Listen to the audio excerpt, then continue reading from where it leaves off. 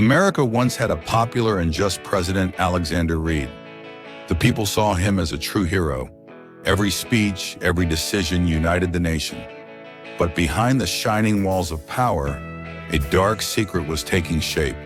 His own wife, First Lady Isabella, and the nation's powerful general, William Carter, were plotting betrayal.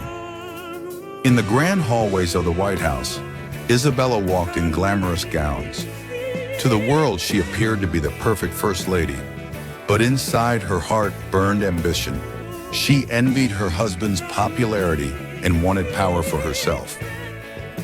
General William Carter was one of the nation's most decorated soldiers, yet his eyes revealed greed and hunger for power. He knew the people adored their president, so he secretly aligned with Isabella to overthrow him. One moonlit night in the White House garden, Isabella and Carter met in secret. There, under the shadows, they made their plan to remove the president and seize the nation's power. While the country prepared for war, betrayal was quietly brewing in the heart of Washington. On foreign soil, President Alexander stood bravely with his soldiers. Wearing a military jacket, he inspired them with courage and hope. But at that very moment, the man he trusted the most, General Carter, was preparing to reveal his true intentions. Amid the dust and smoke of battle, Carter suddenly struck President Alexander from behind. Shock and pain filled the president's face.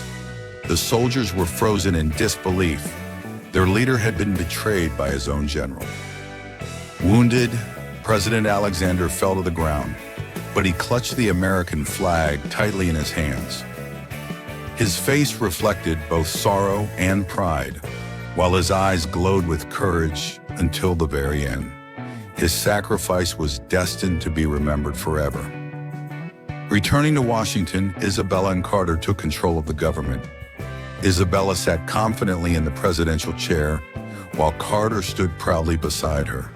But the people were not willing to accept this betrayal for long. Outside the White House, thousands gathered, holding torches and banners. Their chants of anger echoed through the streets. The nation demanded justice and truth.